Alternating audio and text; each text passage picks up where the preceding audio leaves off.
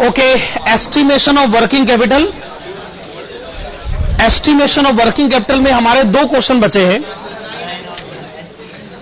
9 and 50। ठीक है,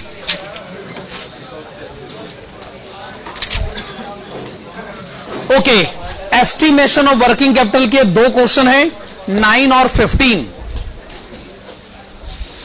तो आप सबसे पहले आइएगा पेज नंबर 152 पर और देखिएगा क्वेश्चन नंबर 15।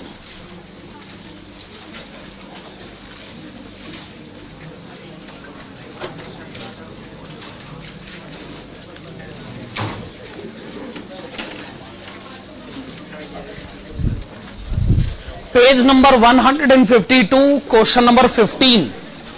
चलिए आइए इस क्वेश्चन को शुरू करते हैं। MM Limited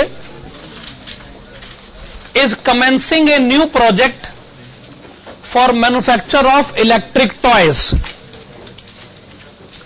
The following cost information has been ascertained for annual production of 60,000 units at full capacity. Raw material, direct labor, manufacturing overhead, variable fixed, selling overhead, variable fixed, total cost, profit, selling price. आगे, in the first year of operation, first year of operation, पहले साल का मतलब यह है कि पहले साल में कोई ओपनिंग स्टॉक तो हो नहीं सकता, पर क्लोजिंग स्टॉक तो होगा। पहले साल ओपनिंग स्टॉक तो नहीं हो सकता ना, पर क्लोजिंग स्टॉक तो होगा ना। पहले साल के आखिर में क्लोजिंग स्टॉक तो होगा। In the first year of operation expected production and sales are 40,000 units and 35,000 units respectively. To assess the needs of working capital the following additional information is available. Stock of raw material, credit allowable for debtors, credit allowable by creditors, lag in payment of wages, lag in payment of overhead, cash in hand and bank. Provision for contingency is required at rate of 10% of working capital requirement, including that provision.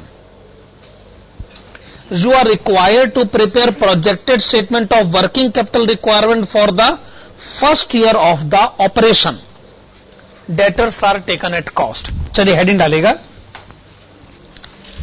Statement showing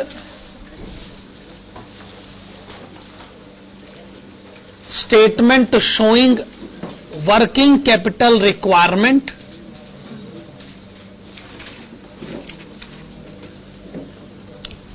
statement showing working capital requirement for the first year of the operations. For the first year of the operations.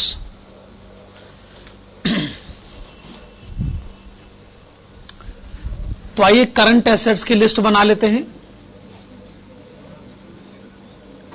Start करिएगा stock of raw material से।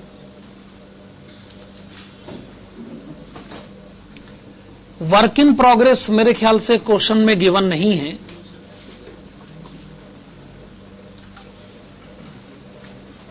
तो raw material के stock के बाद फिर आप finish goods का stock लिखें। इसके बाद क्या लिखा जाए? डेटर्स। डेटर्स आप लिखना चाहेंगे। डेटर्स के बाद फिर आपको कैश और बैंक बैलेंस भी लिखना चाहिए, जो कि क्वेश्चन में कितना गिवन है? रुपीज 60,000।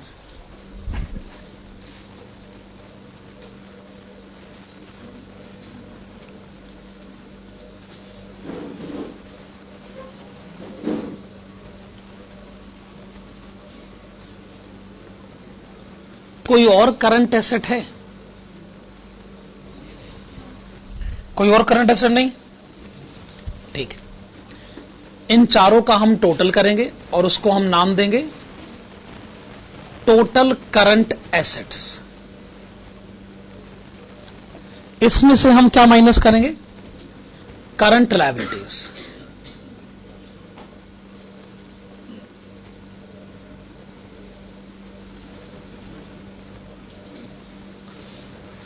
करंट लायबिलिटीज की लिस्ट में स्टार्ट हम करेंगे क्रेडिटर्स से। क्रेडिटर्स के बाद क्या लिखेंगे? Outstanding wages. और हम क्या लिखेंगे? Outstanding factory overheads. और हम क्या लिखेंगे? Outstanding selling overheads.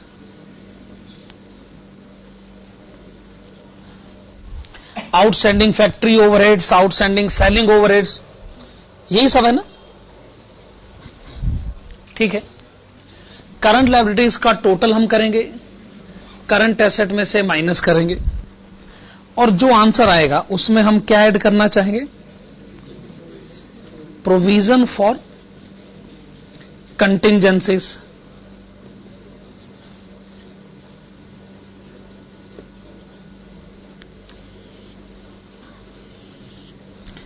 तो ये आप क्या पता कर लेंगे? Working capital.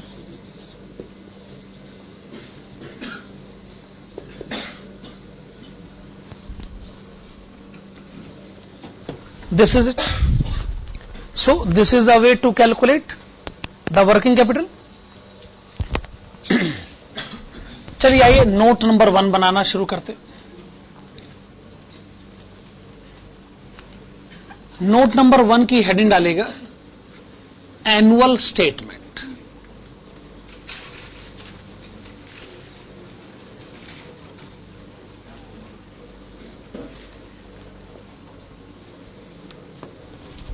Note number 1 heading डालेगा एनुअल स्टेटमेंट, और इसकी शुरुआत कहां से करी जाए?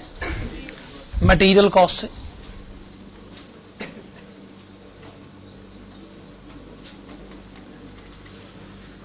अब ये बताइए कि आपने कितनी यूनिट्स प्रोड्यूस करी हैं पहले साल में? 40,000। हालांकि कैपेसिटी 60,000 यूनिट बनाने की है, वो दूसरी बात। अच्छा, आपने यूनिट्स बेची 35,000 है, वो भी एक अलग बात है। आपने बनाई कितनी है? 40,000 ना। जो यूनिट्स आपने बनाई हैं, आपने मटेरियल का खर्चा जरूर उन यूनिट्स पर किया ही होगा।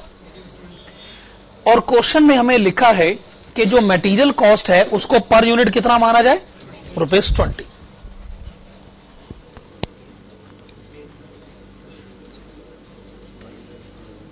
तो कितना मटेरियल कॉस्ट हो गया? ₹8 लाख।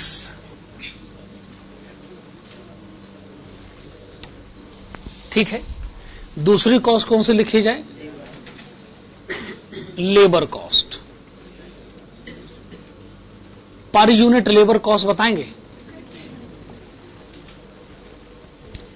पर यूनिट लेबर कॉस्ट हमें बताया गया ₹15। कितना हो गया? 6 लाख। 6 लाख। अब क्या ऐड करें? फैक्ट्री ओवरहेड्स, मैन्युफैक्चरिंग ओवरहेड्स, एक ही बात है। आप फैक्ट्री ओवरहेड्स की लिस्ट में पहले मुझे वेरिएबल बताइए।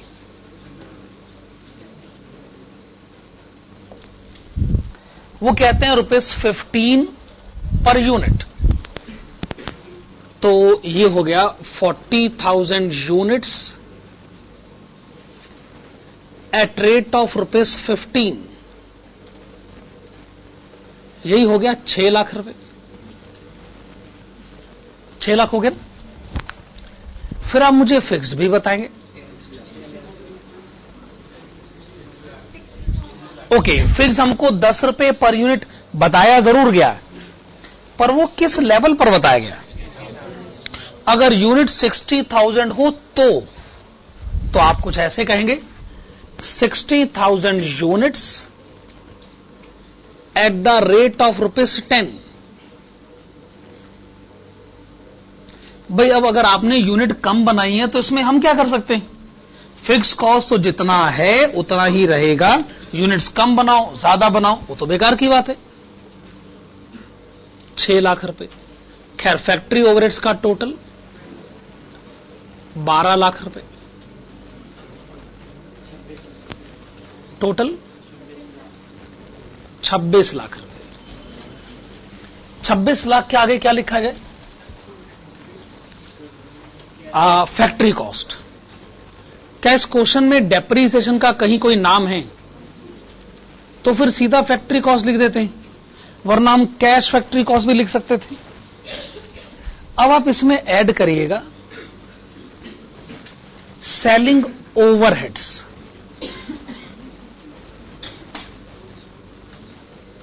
जब आप कहते हैं सेलिंग ओवरहेड्स, एक मिनट यहां थोड़ी गड़बड़ हो गई। ये जो आपने फैक्ट्री कॉस्ट लिखा है 26 लाख रुपए, इसके ब्रैकेट में लिखिएगा 40,000 यूनिट्स। एक्चुअली क्या है कि आपने 40,000 यूनिट प्रोड्यूस करी, आपने 40,000 यूनिट बेची नहीं है, आपने यूनिट बेची हैं 35,000। अब आप कॉस्ट शीट बनाने का प्रोसीजर जानते ही हो। Closing stock of finished goods minus तो करना ही पड़ेगा ना।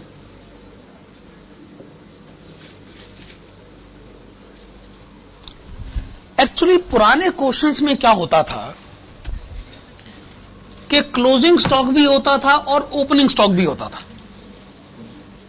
जितना ओपनिंग स्टॉक होता था उतना ही क्लोजिंग स्टॉक होता था। तो ना हम ओपनिंग स्टॉक प्लस करते थे, ना हम क्लोजिंग स्टॉक माइनस करते थे, क्योंकि वही अमाउंट कौन प्लस करे, वही अमाउंट कौन माइनस करे।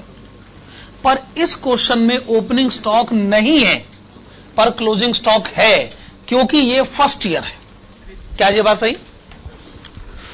हम कहेंगे कि देखिए हमारे खर्च हुए 26 लाख रुपए, हमने यूनिट्स बनाई 40,000, उसमें से नहीं बेची 5,000। तो जो 5,000 यूनिट्स नहीं बेची उनकी कीमत कितनी हुई? 3,25,000 रुपए। तो ये आप माइनस करिए, इसे माइनस करके बताइए डिफरेंस। 22,75,000। आपने बताया 22,75,000। इसके आगे क्या लिखा जाए? फिर लिखिए फैक्ट्री कॉस्ट। लेकिन ऊपर जो फैक्ट्री कॉस्ट था वो क्वांटिटी प्रोड्यूस को रिप्रेजेंट कर रहा था। अब जो फैक्ट्री कॉस्ट है वो क्वांटिटी सोल्ड को रिप्रेजेंट करेगा, और क्वांटिटी सोल्ड कितनी है? 35,000 यूनिट्स। मेरे ख्याल से कैलकुलेशन आप लोगों के लिए कोई मुश्किल नहीं। प्रोड्यूस क्वांटिटी से शुरुआत तो कर सकते हैं, पर कहानी को खत्म तो सोल्ड क्वांटिटी पर ही करना पड़ता है। आइए हम इसमें ऐड करें सेलिंग ओवरहेड्स। सेलिंग ओवरहेड्स की लिस्ट में पहले आप मुझे बताइएगा वेरिएबल। देखो यूनिट्स आपने बेची हैं 35,000 और एक यूनिट का सेलिंग ओवरहेड कितना है? ₹3। 1,05,000, 1,05,000 रुपए। ठीक है ना? ये आपने सेलिंग ओवरहेड्स लिखा वेरिएबल। अब आप सेलिंग ओवरहेड लिखेंगे फिक्स्ड। हमें ₹1 पर यूनिट बताया गया है, लेकिन वो बताया गया है 60,000 यूनिट के लेवल पर। अब फिक्स कॉस्ट तो फिक्स्ड है भाई, 60,000 units multiplied with ₹1 per unit. Selling overheads का टोटल 1,65,000।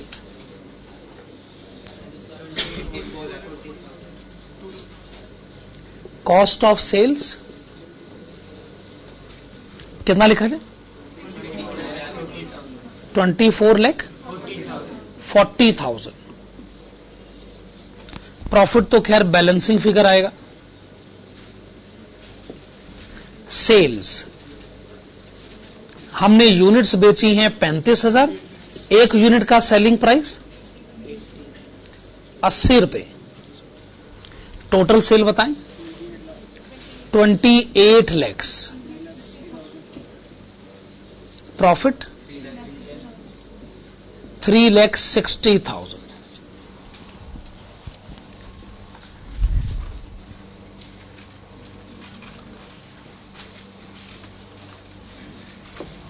हाँ जी, नोट नंबर 2 बनाइएगा। नोट नंबर 2 के ब्रैकेट्स में लिखेगा stock of raw material.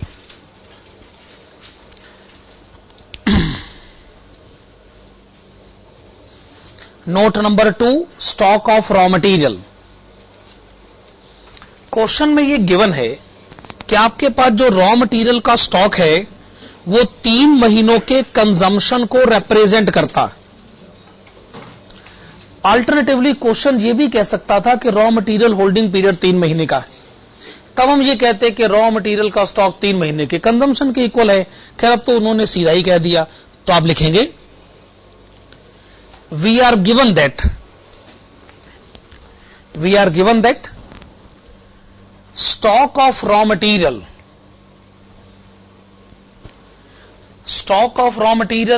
is equal to 3 months consumption of raw material. Stock of raw material is equal to 3 months consumption of raw material, that is अब annual consumption जो है वो तो 8 लाख रुपए। अगर एनुअल कंजम्पशन 8 लाख रुपए है तो 3 महीने की कंजम्पशन कितनी हुई? 2 लाख।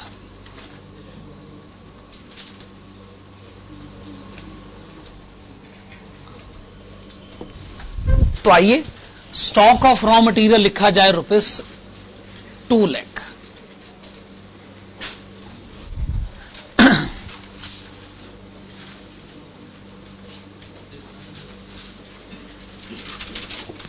नोट नंबर 3 लिखेगा। नोट नंबर 3 के ब्रैकेट्स में लिखेगा creditors. Note number 3 creditors. Question पढ़िए, क्रेडिटर्स पेमेंट पीरियड बताइए कितना? 4 मंथ्स। तो क्रेडिटर्स बैलेंस का मतलब 4 मंथ्स क्रेडिट परचेजेस। ओके, तो आप लिखिएगा टोटल एनुअल क्रेडिट परचेजेस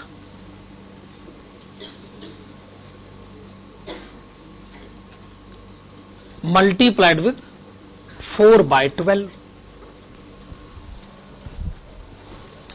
आप क्या जानना चाहते हैं? Creditors balance.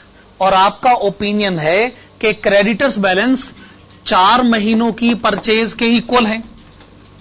अगर किसी तरीके से आपको एनुअल परचेज पता चल जाए तो आप उसे 4 महीनों की परचेज में कन्वर्ट कर देंगे। सही बात है ना? तो ये फार्मूला मैंने ठीक लिखा है।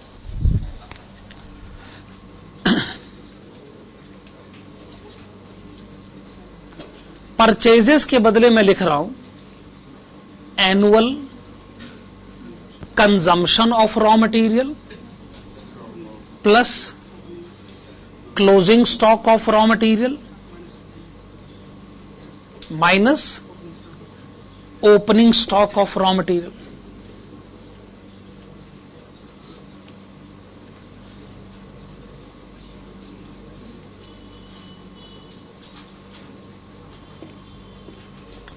Multiplied with 4/12।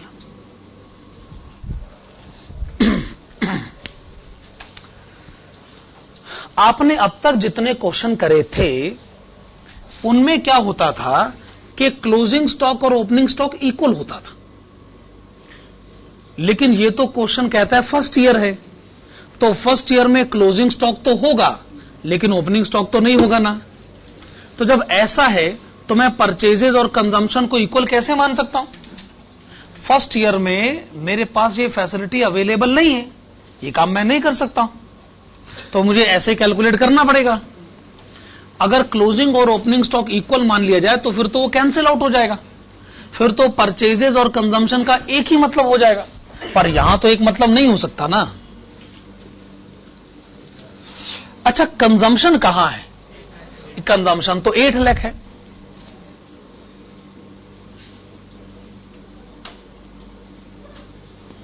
क्लोजिंग स्टॉक कहां है? क्लोजिंग स्टॉक ये आपने नोट नंबर 2 में कैलकुलेट किया तो है कि आपके पास रॉ मटेरियल का स्टॉक 2 लाख रुपए का है, और ओपनिंग स्टॉक 0 है ही नहीं।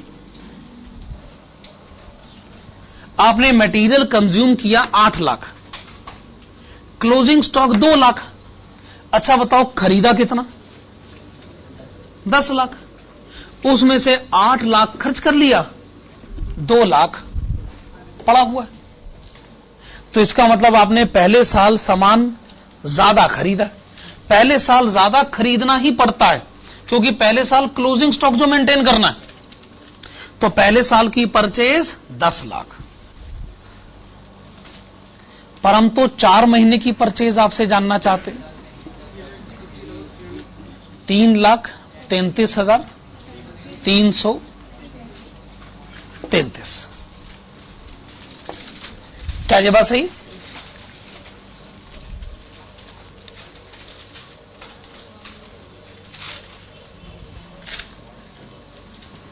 देखो, एक स्टूडेंट ये कहता है कि ना मेरी जेब में ना 3,000 रुपए हमेशा पड़े रहते, प्लस मैं हर रोज अपने फादर से 2,000 रुपए मांगता हूं और हर रोज 2,000 रुपए खर्च कर देता हूं। तो मेरा बैलेंस जिससे शुरू हुआ खत्म भी उसी पे हुआ। क्या ये बात सही? इसलिए हम कहते हैं देखो जी 3,000 एक ही बात है, प्लस 2,000 माइनस 2,000, बात तो घूम फिर कर वही आनी। हर रोज का हिसाब किताब यही है आपका। अच्छा, बात तो सही है। आइए अब उस बच्चे के बारे में बात करते हैं जो आज पैदा हुआ। ऑब्वियसली उसके पास कोई ओपनिंग स्टॉक तो है ही नहीं। ओपनिंग स्टॉक तो है ही नहीं उसके पास, लेकिन क्लोजिंग स्टॉक तो उसको रखना है ना आज। ये बात सही है कि नहीं? अब आज के दिन वो अपने फादर से 2 अमाउंट मांगेगा, एक जो उसने आज खर्च करना है और दूसरा जो उसने आज स्टॉक मेंटेन करना है। आज तो 5,000 रुपए दो भाई, कल से वो स्टॉक मेंटेन रहे, कल से 2,000 की कैलकुलेशन कर लेंगे। पर आज तो आपको 2 रुपए देने, आज तो 2 अमाउंट देने पड़ेंगे आपको, एक आज के कंजम्पशन के लिए भी और दूसरा आज के स्टॉक मेंटेन करने के लिए भी। अब मेरा ओपनिंग स्टॉक नहीं है तो नहीं है भाई, अब क्या उसके बारे में क्या बात करना फिर? तो ये एग्जाम्पल जितना मर्जी आउट ऑफ कंटेक्स्ट क्यों ना हो, पर आपको नए बिजनेस के पहले साल के बारे में मैं कुछ बताने में कामयाब हुआ हूं कि जी पहले साल में वही हालात होते जो यहां हैं। पहले साल आपको परचेज ज्यादा करनी पड़ेगी क्योंकि पहले साल आपके 2 टारगेट हैं, एक आपने खर्च भी करना है, दूसरा आपने स्टॉक भी मेंटेन करना है। आने वाले साल में आपको मालूम है जी ये सिचुएशन नहीं होती है क्योंकि ओपनिंग स्टॉक भी है, क्लोजिंग स्टॉक भी है, तो पहले साल में ऐसी सिचुएशन हो जाती है। ठीक बात है ना? चलो भाई, क्रेडिटर्स बैलेंस लिख लो, 3,33,333। ठीक है ना? ओके, अगला नोट बनाइएगा, लिखेगा आउटस्टैंडिंग वेजेस। आउटस्टैंडिंग वेजेस, और बताइएगा कि वेजेस की होती है 1 महीने के बाद। लिखेगा since wages are paid since wages are paid after 1 month, since wages are paid after 1 month, comma, outstanding wages must be representing, outstanding wages must be representing 1 month wage cost, 1 month wage cost, that is, अब देखो annual wages हैं 6 लाख रुपए, तो आप बताइए एक महीने की वेजेस कितनी हुई? 50,000 रुपए।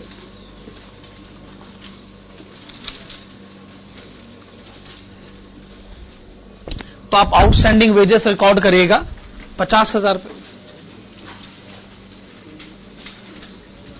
ठीक है ना। अगला नोट, हेडिंग है outstanding factory overheads, outstanding factory overheads लिखेगा, since factory overheads are paid after half month, since factory overheads are paid after half month, comma, outstanding factory overheads,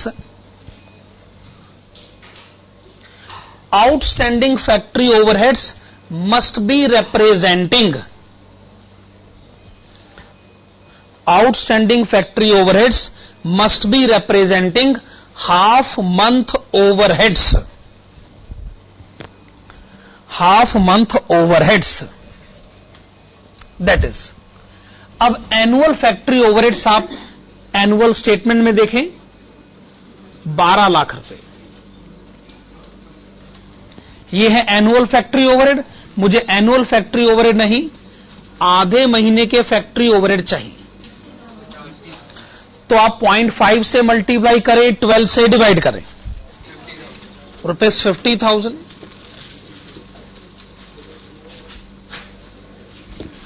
तो ये आपने बताया आउटस्टैंडिंग फैक्ट्री ओवरहेड 50,000 रुपए। आगे next note, heading है outstanding selling overheads,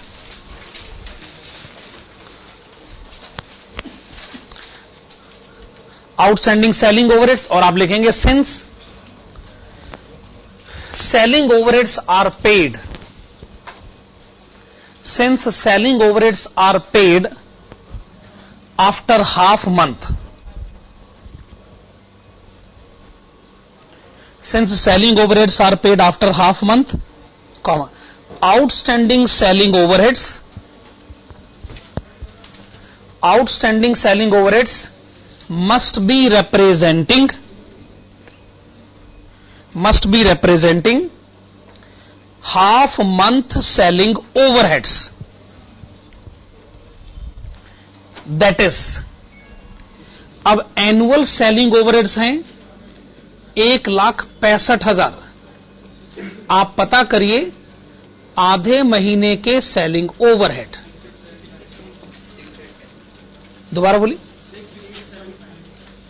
6875, आपने बताया 6875।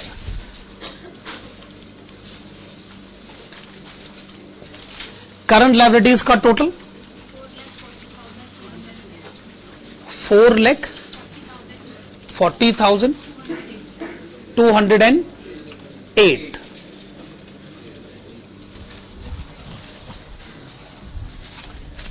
चलिए नेक्स्ट नोट बनाइएगा और उसकी हेडिंग डालिएगा डेटर्स। नेक्स्ट नोट बनाइए, हेडिंग डालिए डेटर्स।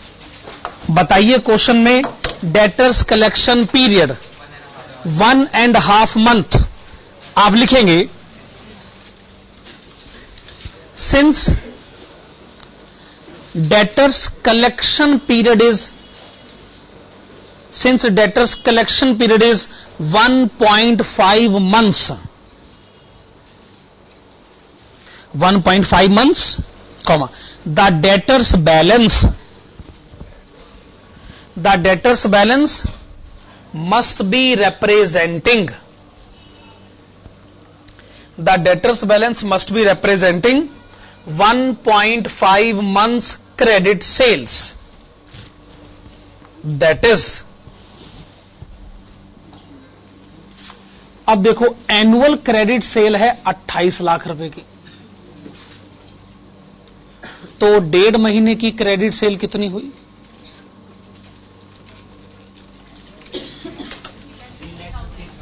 3,50,000। पर ये तो आपने डेटर्स बैलेंस बता दिया, ये बैलेंस शीट में तो लिखा जा सकता है, पर यहां तो नहीं लिखा जा सकता। तो आप लिखेगा हाउएवर, लेकिन however the investment in the debtors, however the investment in the debtors must be representing, the investment in the debtors must be representing 1.5 months cost of sales, 1.5 months cost of sales, that is 24,40,000 multiplied with 1.5 divided by 12, 3,05,000।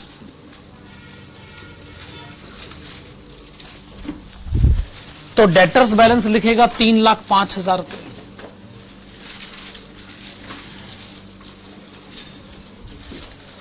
जहां तक stock of finish goods का सवाल है, उसका note बनाने की कोई जरूरत ही नहीं है, वो तो आप ऑलरेडी कैलकुलेट कर चुके हैं। ये तो रहा स्टॉक ऑफ फिनिश गुड्स, वो तो बस आप यहां से उठा लीजिए 3,25,000 रुपए।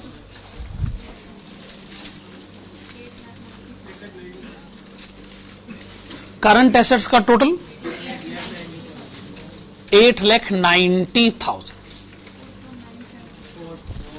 इसमें से आप करंट एबिलिटीज माइनस करें, 449,792। अगर आप इसमें प्रोविजन फॉर कंटिंजेंसीज ऐड करें तो आपका आंसर आ जाएगा वर्किंग कैपिटल।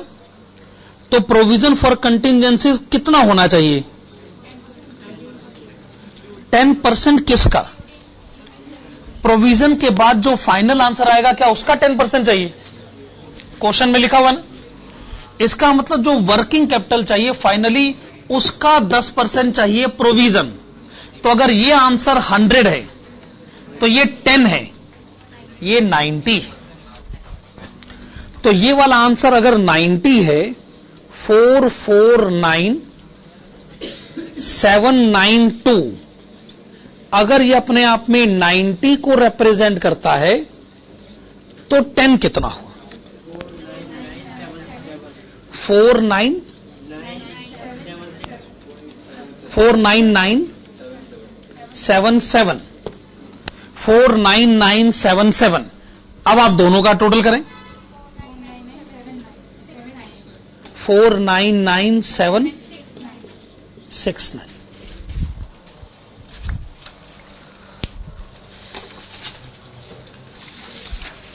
तो अब इस चैप्टर के लास्ट क्वेश्चन की तरफ बढ़ा जाए।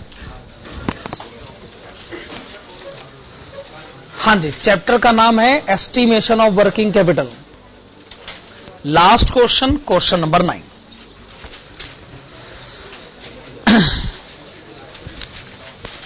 क्वेश्चन नंबर 9, ए कंपनी न्यूली कमेंसिंग बिजनेस। तो न्यूली कमेंसिंग बिजनेस का मतलब आप जानते हैं, जो सिचुएशन अभी हमने यहां डील करी थी वही सिचुएशन इसमें डील करनी पड़ेगी। ठीक बात है।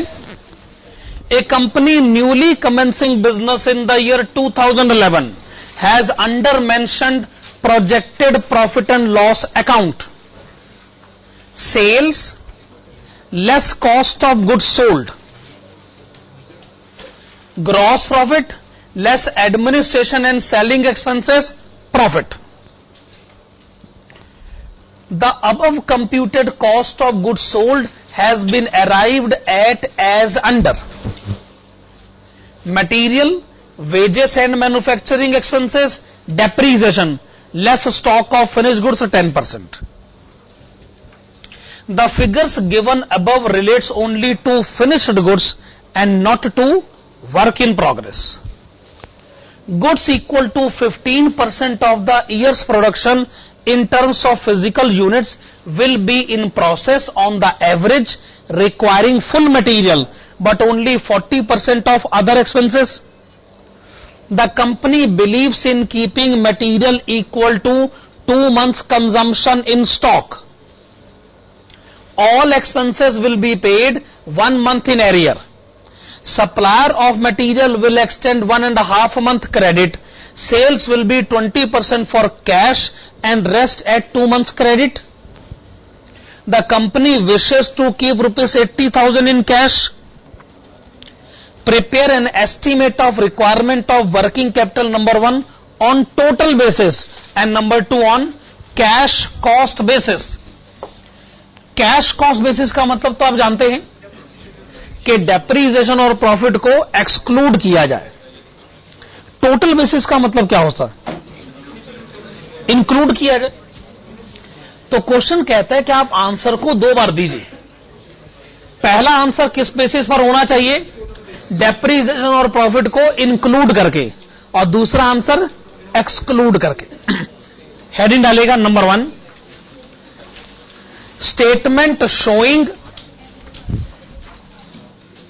statement showing working capital requirement,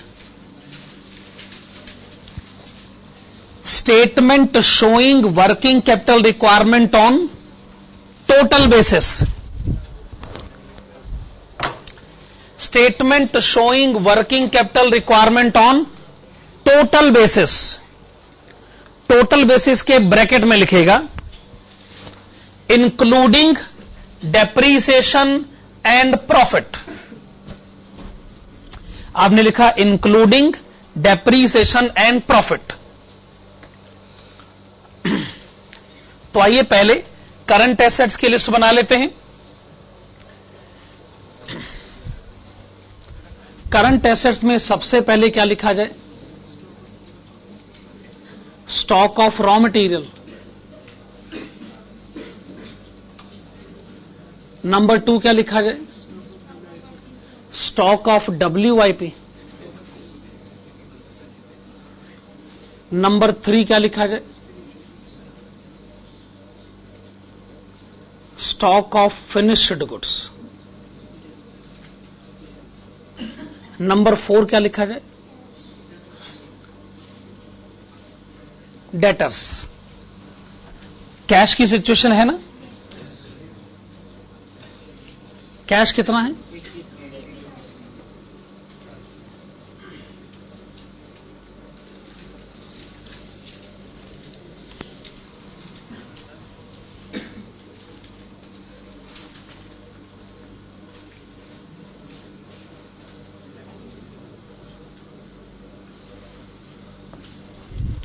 तो एक बार हमें टोटल करंट एसेट्स पता चल जाए तो इसमें से फिर हम लोग करंट लायबिलिटीज माइनस करना चाहेंगे.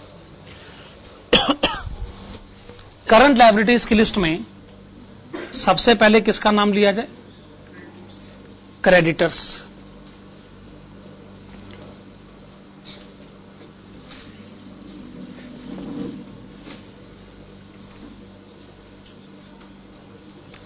अच्छा, क्रेडिटर्स के बाद किसका नाम लिया जाए? Outstanding wages and manufacturing expenses. Wages और मैन्युफैक्चरिंग एक्सपेंसेस इकट्ठे है ना? Outstanding wages and manufacturing expenses. और क्या लिखा जाए? Outstanding administration expenses. और लास्ट में outstanding selling expenses.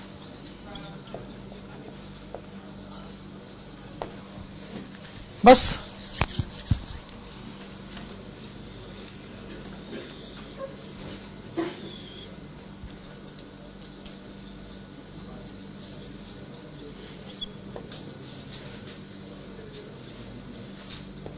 So this will be the amount of working capital. Note number 1 हमने हर क्वेश्चन में बनाया है एनुअल स्टेटमेंट या मंथली स्टेटमेंट। इस क्वेश्चन में हम क्यों नहीं बनाएंगे? क्योंकि वो क्वेश्चन में दे रखा है। तो फिर जब क्वेश्चन ने खुद ही एनुअल स्टेटमेंट बना के दिया हुआ है तो फिर हम मेहनत क्यों करेंगे भला?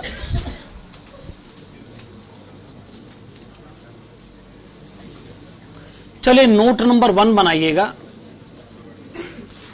और हेडिंग डालिएगा stock of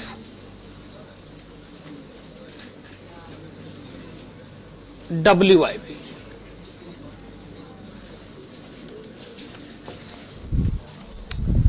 stock of WIP।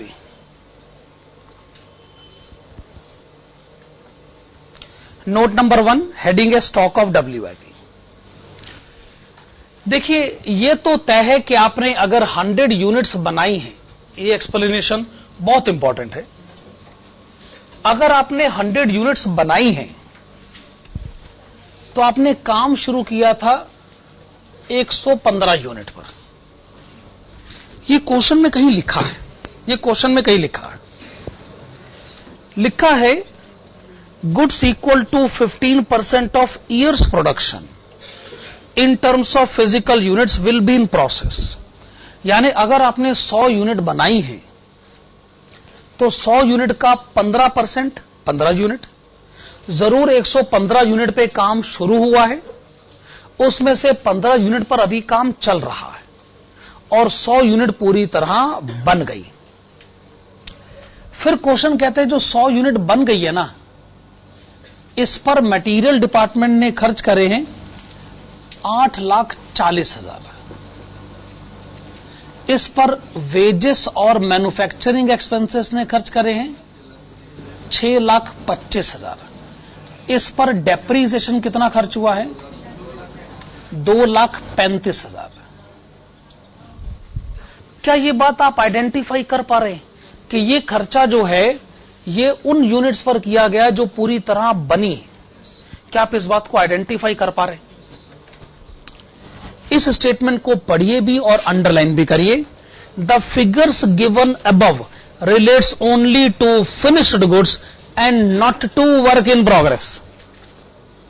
ऊपर हमने आपको जो फिगर्स बताई हैं वो फिनिश गुड्स के कंटेक्स्ट में है, वो वर्क इन प्रोग्रेस के कंटेक्स्ट में नहीं। और अगर आपने 100 यूनिट बनाई है तो 115 यूनिट पे काम शुरू किया गया था, यानी बीच में 15 यूनिट वो हैं कि जिन पर काम अभी चल रहा है। ये भी हम आपको बताना चाहेंगे कि अगर आपने 100 यूनिट बनाई है तो उसमें से 10 यूनिट ऐसी हैं जो आपने अभी नहीं बेची और आपने 90 यूनिट बेच दी है। 10 यूनिट नहीं बेची है, क्या यह बात आपको पता चल रही? क्योंकि क्वेश्चन कह रहा है कि जितनी यूनिट्स बनाई गई हैं उसकी 10% नहीं बेची गई। तो तय हो गया 115 यूनिट पे काम शुरू हुआ, 100 यूनिट पे काम खत्म हुआ और 100 यूनिट में से 90 यूनिट हमने बेच दी। ये सिचुएशन हमारे सामने है। आइए पहला वर्किंग नोट बनाएं और पहले वर्किंग नोट में हम क्या पता करेंगे कि वो जो 15 यूनिट पे काम अभी चल रहा है उसकी कीमत कितनी है। स्टार्ट करते हैं मटेरियल से। मटेरियल डिपार्टमेंट ने कहा कि देखो भाई इन 100 यूनिट पर अगर हम 8,40,000 खर्च कर सकते हैं, अगर हम 100 यूनिट पर 8,40,000 खर्च कर सकते हैं तो सोचिए 15 यूनिट पर हमने कितने रुपए खर्च करे होंगे। ठीक है ना? वेजेस एंड मैन्युफैक्चरिंग एक्सपेंसेस, अगर 100 यूनिट पर हम 6,25,000 रुपए खर्च कर सकते हैं तो सोचिए 15 यूनिट पर हमारा खर्चा कितना रहा होगा।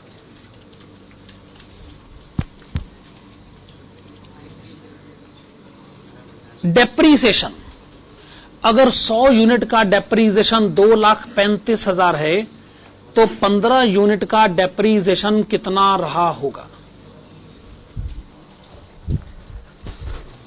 आप डेप्रीसिएशन के बारे में क्यों बात कर रहे हैं? क्योंकि अभी क्वेश्चन के फर्स्ट पॉइंट का आंसर दिया जा रहा है ना। फर्स्ट पॉइंट के आंसर में डेप्रीसिएशन और प्रॉफिट पर बात करनी पड़ेगी, सेकंड पॉइंट में देखेंगे तब हम बात नहीं करेंगे। क्या ये बात सही? मटेरियल डिपार्टमेंट ने कहा कि देखिए मेरी कही गई बात को ना आप मान लीजिए और पूरा ही मान लो। मेरी कही गई बात को पूरा मान लो, मैं ठीक ही कह रहा हूं, लेकिन बाकी डिपार्टमेंट क्या कहते हैं कि हमारी बात को ना पूरा मत मानो, 40% मानो। अच्छा, मटेरियल का कितना अमाउंट लिखा जाए? 1,26,000। वेजेस का कितना लिखा जाए?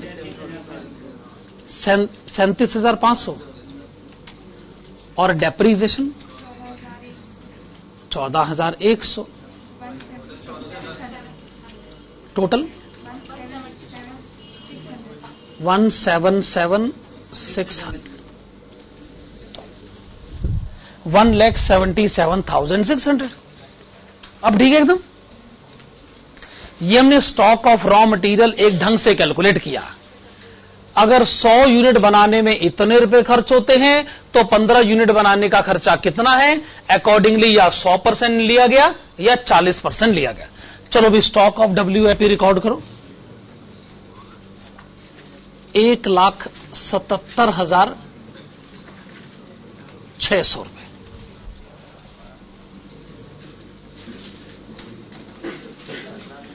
अब आप लिखेगा stock of raw material, note number 2। This is note number 2, this is note number 2। The heading is stock of raw material. पढ़िए, क्वेश्चन पढ़िए। रॉ मटेरियल के बारे में कहीं ना कहीं तो कुछ ना कुछ बताया होगा।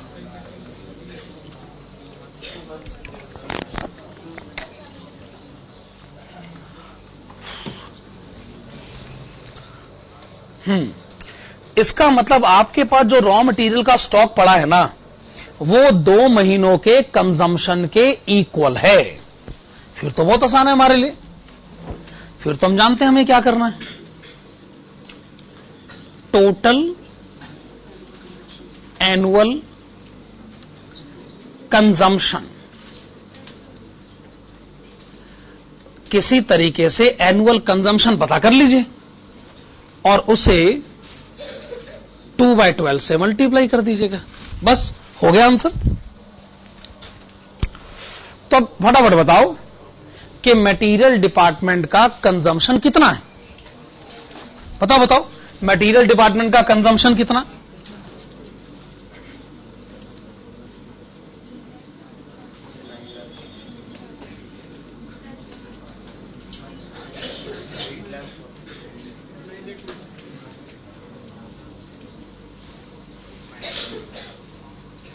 एक सेकेंड, 8,40,000 है, सॉरी। मटेरियल डिपार्टमेंट ने कहा देखिए ये देखो 100 यूनिट पूरी तरह बन गई, इन पर हमने खर्च करे 8,40,000। ओके, ये तो आपको दिख रहा है। और ये जो 15 यूनिट पे काम चल रहा है, हमने इन पर कितने रुपए खर्च करे? 1,26,000।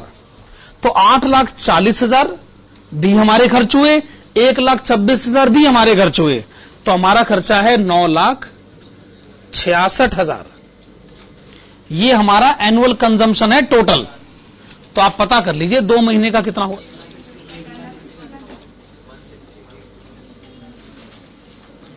$1,61,000।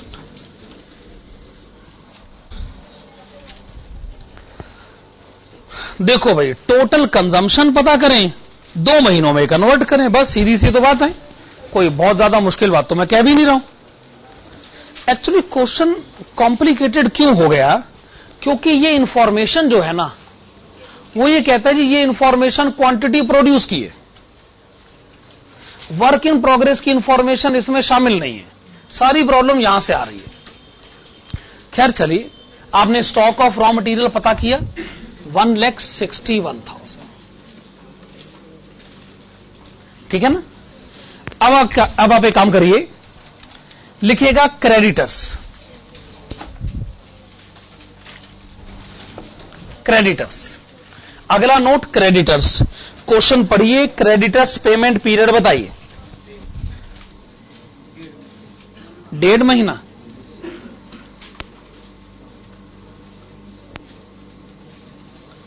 तो हमारे लिए फार्मूला कौन सा लगना चाहिए अब? Total annual credit purchases multiplied with 1.5 divided by 12। आप किसी तरीके से एनुअल परचेजेस पता कर लीजिए और उसको 1.5 महीनों में कन्वर्ट कर दीजिएगा। अब ये वही काम करिए जो आपने पिछले क्वेश्चन में भी करा था। परचेजेस कैसे पता करी जाए?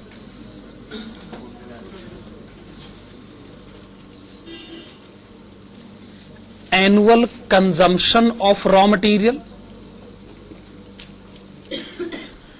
Plus closing stock of raw material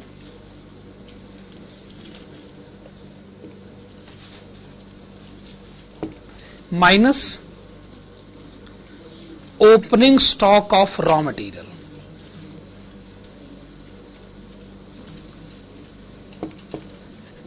multiplied with 1.5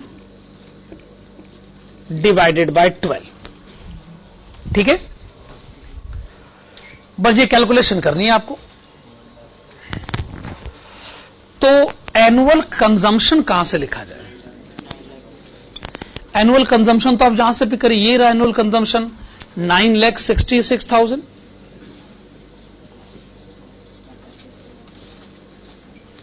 opening stock तो है नहीं, पर क्लोजिंग स्टॉक तो आपने पता किया, ये रहा 1,61,000।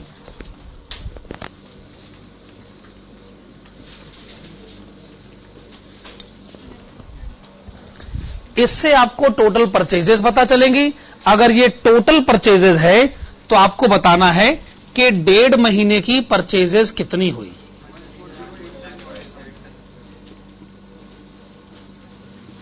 $140,875 आपने बताया, 140,875। यह आपने क्रेडिटर्स बैलेंस पता किया जो 1.5 महीने की परचेज को रिप्रेजेंट कर रहा था। तो आप क्रेडिटर्स बैलेंस लिखिएगा 140,875। आपने लिखा क्रेडिटर्स बैलेंस 140,875। अगला नोट बनाइएगा, हेडिंग डालेगा outstanding wages and manufacturing expenses. Outstanding wages and manufacturing expenses. बताइए वेजेस की पेमेंट कब होती है? 1 महीने के बाद। फार्मूला लिखेगा total annual wages and manufacturing expenses multiplied with 1/12। किसी तरीके से एनुअल वेजेस पता करें, उससे 1 महीने में कन्वर्ट करें। तो हमने वेजेस से पूछा कि जी टोटल वेजेस कितनी है? वो कहते देख लीजिए ये रही 6,25,000। हमने कहा वो तो 100 यूनिट्स की हैं। कहते हाँ, जिन पे काम चल रहा है उनकी 37,500 है। तो 6,25,000 जमा 37,500, ये है टोटल वेजेस। आप देख लीजिए 1 महीने की कितनी हुई। फिर से बताइए, 55,208 आपने बताया 55,208।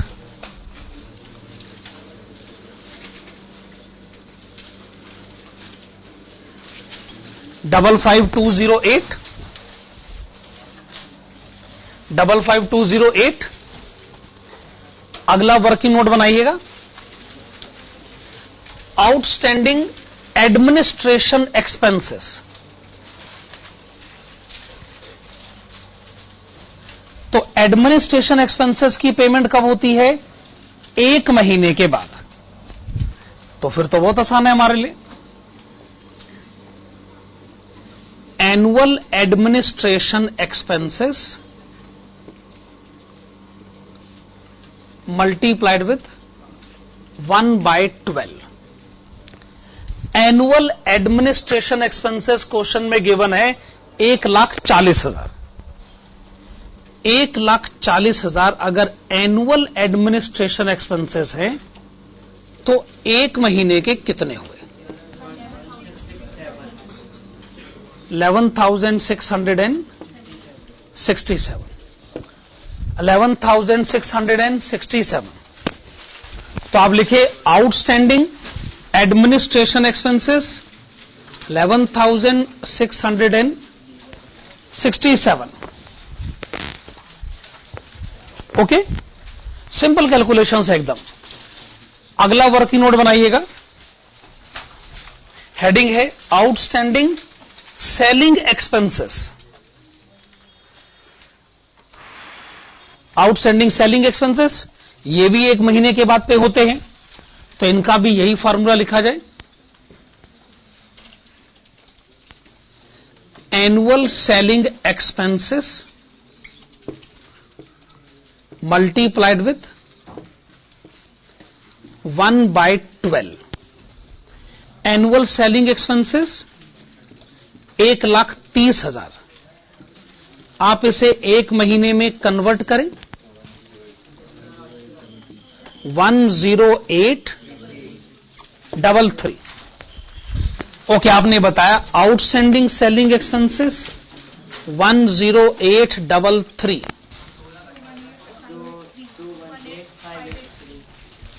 दोबारा बोली, 218,583। 218,583।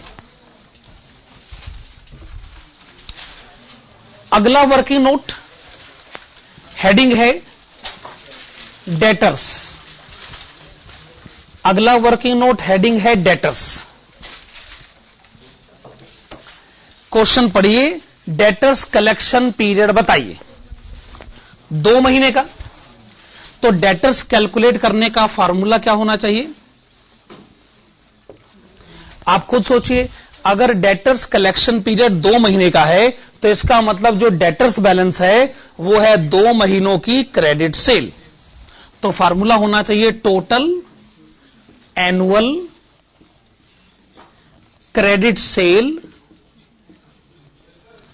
Multiplied with 2/12। क्या मैं ऐसे कह सकता हूं? एनुअल क्रेडिट सेल पता करें और उसे 2 महीनों में कन्वर्ट करें। एनुअल सेल कितनी गिवन है? 21 लाख। पर क्रेडिट सेल कितना है इसका? 80% कितना हुआ?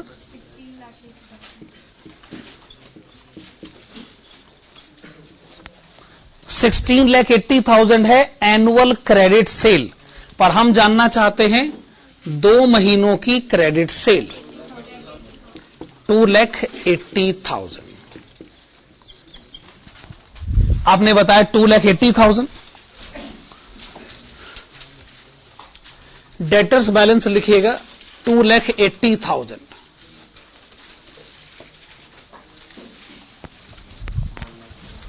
क्या ये बात सही? ये जो आपने डेटर्स बैलेंस बताया है, ऑब्वियसली इसमें प्रॉफिट भी है, ऑब्वियसली इसमें डेप्रिसिएशन भी है, पर वो हम इंटेंशनली ऐसा कर रहे हैं। जब हम क्वेश्चन के सेकंड पॉइंट में आएंगे तब की तब देखेंगे। अभी तो हमने डेटर्स बैलेंस ही लिखना है।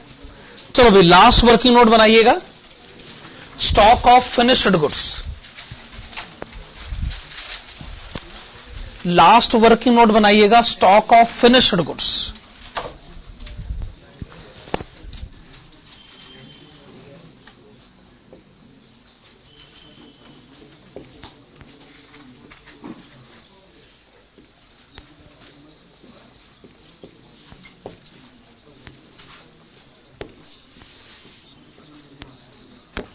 हां जी, अगर आपने 100 यूनिट बनाई है तो उसमें से 10 यूनिट आपने नहीं बेची। 100 यूनिट बनाने का अगर मटेरियल का खर्चा 8,40,000 था तो 10 यूनिट बनाने का मटेरियल का खर्चा कितना रहा होगा? 84,000। उसी तरीके से अगर 100 यूनिट बनाने का वेजेस का खर्चा 6,25,000 था तो 10 यूनिट बनाने का वेजेस का खर्चा कितना रहा होगा? 62,500 रुपए। 100 यूनिट बनाने का डेप्रीजिएशन अगर 2,35,000 था तो 10 यूनिट बनाने का डेप्रीजिएशन 23,500 रुपए।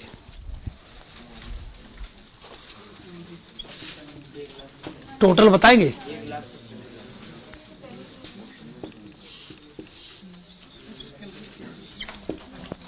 हां जी, ये कैलकुलेशन तो फालतू में ही करी। आप लोग मुझे पहले बताते तो मैं वर्किंग नोट भी ना बनाता। अब तो लिख भी दिया, क्या कर सकते हैं। खैर चलिए, फिनिश गुड्स का टोटल आपने मुझे बताया 1,70,000 रुपए। आइए स्टॉक ऑफ फिनिश गुड्स लिखें 1,70,000 रुपए।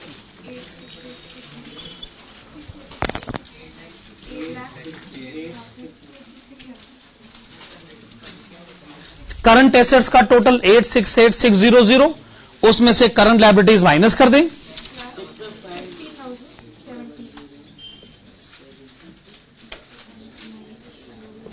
$65,0017।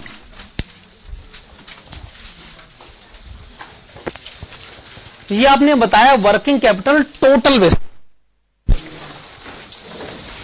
क्वेश्चन की सेकंड रिक्वायरमेंट ये है कि ये आंसर एक बार फिर से कैलकुलेट करें, पर इस बार कैश कॉस्ट पर होना चाहिए।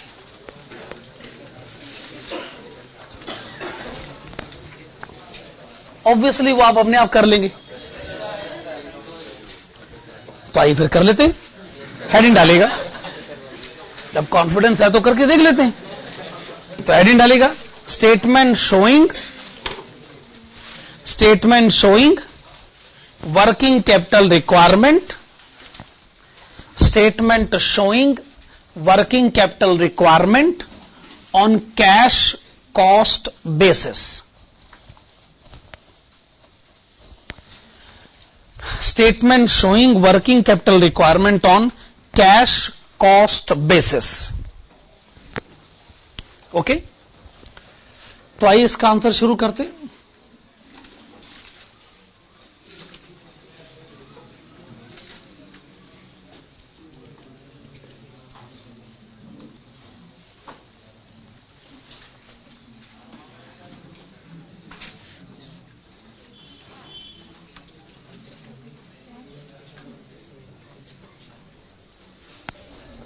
तो हमारा जवाब यह है कि already working capital total basis पर कैलकुलेट किया जा चुका है।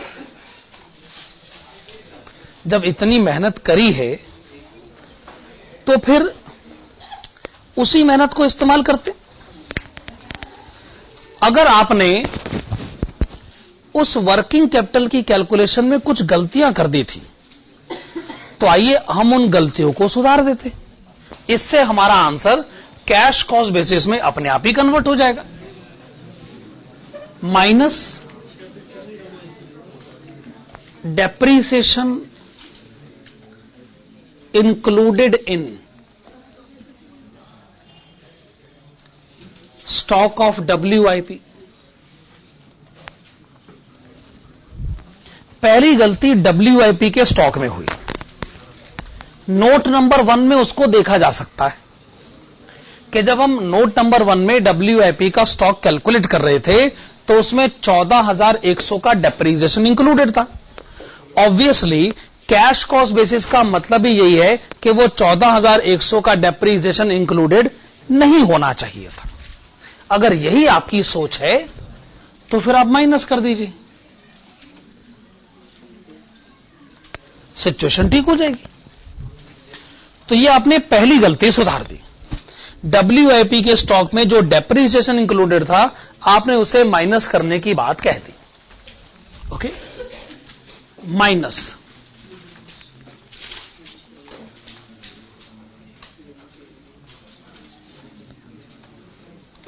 depreciation included in stock of finished goods। हमने जो लास्ट वर्किंग नोट बनाया था वो ये, इस वर्किंग नोट में डेप्रिसिएशन, इसका मतलब ये गलत नहीं होना चाहिए था। ये दोनों तो कैश कॉस्ट है, ये डेप्रिसिएशन नहीं होना चाहिए था ना। तो आइए डेप्रिसिएशन हटा देते, 23,500 रुपए, ठीक है ना। तीसरी गलती हुई है और डेटर्स में हुई हैं दो गलतियां, minus depreciation included in debtors. पहले डेप्रिसिएशन है उसकी एडजस्टमेंट कर लेते हैं, बाद प्रॉफिट की एडजस्टमेंट भी कर लें। पहले डेप्रिसिएशन की एडजस्टमेंट, बाद में प्रॉफिट की एडजस्टमेंट। तो पहले डेप्रिसिएशन के बारे में बात किया है। देखिए ये कैलकुलेशन ना इतनी आसानी से समझ में आएगी नहीं, कॉन्सेप्ट अभी समझना होगा, और ये आने वाले चैप्टर्स में वैसे ही बड़ा इंपॉर्टेंट है, तो इसको अभी हाँ तो सुनिएगा एक एग्जांपल। मान लीजिए एक महीने की कैश कॉस्ट है 100 रुपए, एक की कैश कॉस्ट है 100 रुपए, एक महीने का डेप्रिसिएशन 10 रुपए, तो एक महीने की टोटल कॉस्ट 100, प्रॉफिट 15 रुपए, एक महीने का सेलिंग प्राइस 125 रुपए, और होती है एक महीने के उधार पर। एक उधार मान रहा हूं, हालांकि इस क्वेश्चन में 2 महीने का है, लेकिन ये तो हम कंसेप्ट समझ रहे हैं ना असल में। अच्छा, अगर एक महीने की सेल 125 है तो बताएंगे एनुअल सेल कितनी हुई? 1500 रुपए। सेल 1500 है, डेटर्स बैलेंस कितना है? एक का केस डिस्कस कर रहा हूं, 125 रुपए बैलेंस है एक महीने की सेल, क्योंकि आप अपने कस्टमर को एक महीने का उधार देते हैं। डेटर्स बैलेंस 125, पर उसमें 15 रुपए और 10 रुपए का प्रॉफिट और डेप्रिसिएशन इंक्लूडेड है।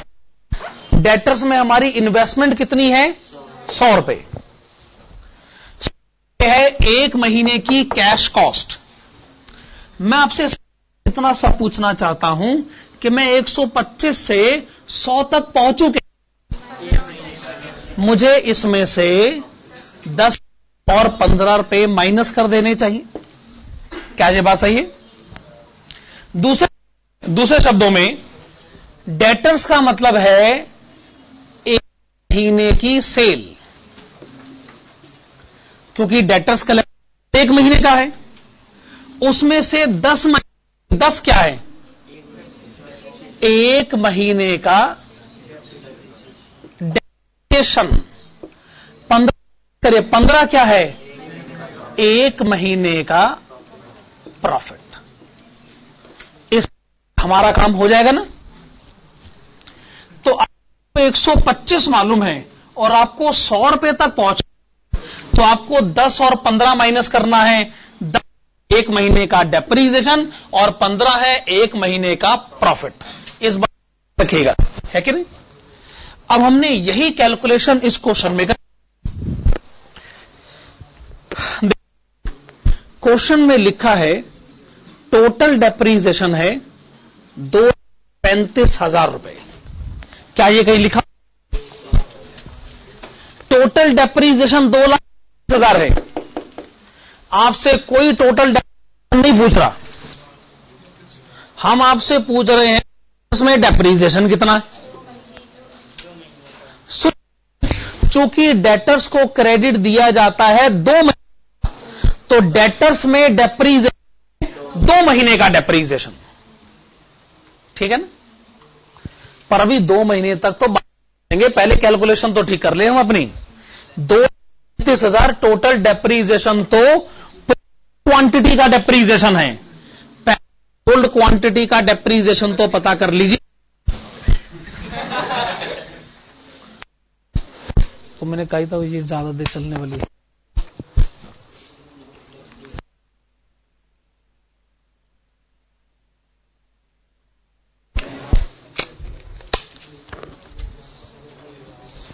तो मैं ये कह रहा था 2,35,000 100 यूनिट्स का डेप्रीजिएशन है, पर आपने 100 यूनिट्स तो बेची है नहीं, आपने तो 90 यूनिट बेची।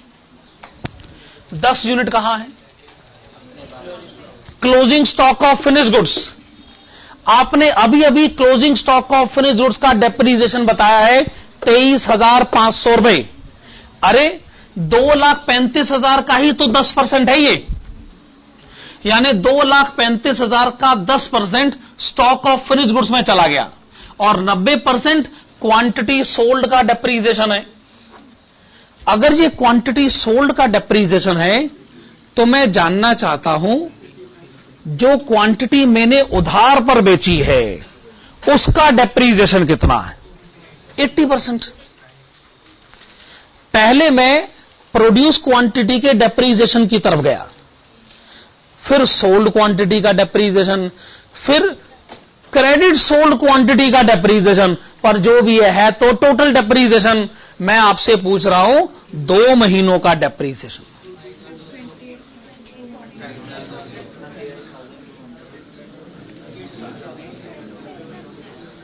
₹28,200।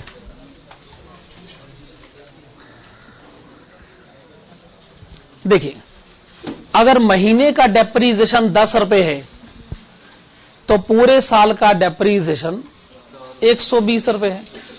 पर कौन पूछ रहा है आपसे 1 साल का डेप्रीजिएशन? हम पूछ रहे हैं डेटर्स में डेप्रीजिएशन। जब डेटर्स बैलेंस खुद 2 महीने को रिप्रेजेंट कर रहा है तो उसमें इंक्लूडेड डेप्रीजिएशन भी तो 2 महीने का ही रहा होगा, इसलिए 2 महीने की कैलकुलेशन करनी जरूरी है और डेटर्स के कंटेक्स्ट में करनी जरूरी है। ध्यान रखिए, डेटर्स का लेना देना क्रेडिट सेल से, तो क्रेडिट सेल का डेप्रीजिएशन जानना जरूरी है। उसके लिए सेल का डेप्रीजिएशन जानना जरूरी है। पहले मैंने प्रोडक्शन का डेप्रीजिएशन लिखा, फिर मैंने सेल का डेप्रीजिएशन लिखा, फिर मैंने क्रेडिट सेल का डेप्रीजिएशन लिखा, फिर 2 महीने का डेप्रीजिएशन लिखा, है कि नहीं? मल्टीप्लिकेशन को समझने के लिए ना बड़ी इंटेलेक्चुअल पावर चाहिए होती है।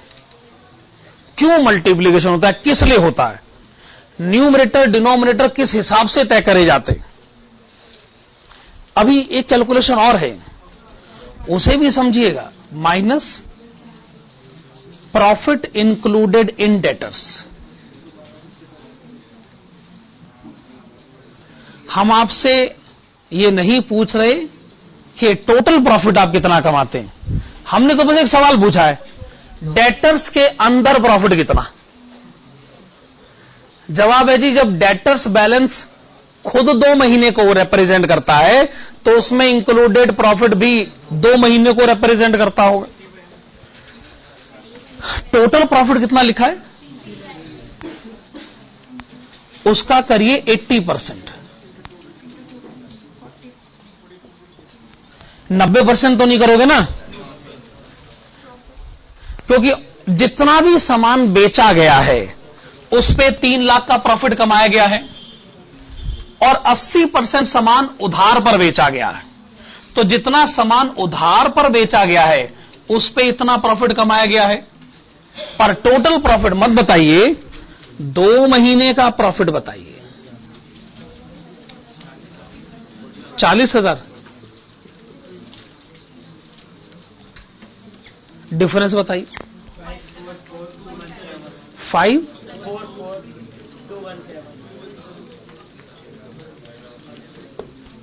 544217, इसके आगे लिख लीजिएगा working capital on cash cost basis.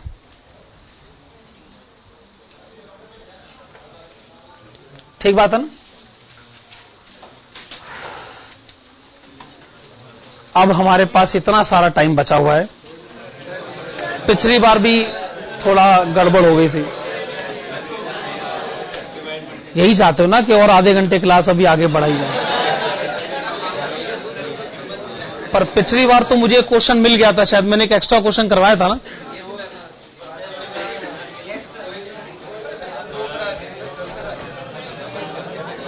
चलो ठीक है, अभी रहने देते हैं, फिर कभी एडजस्ट कर लेंगे इसको।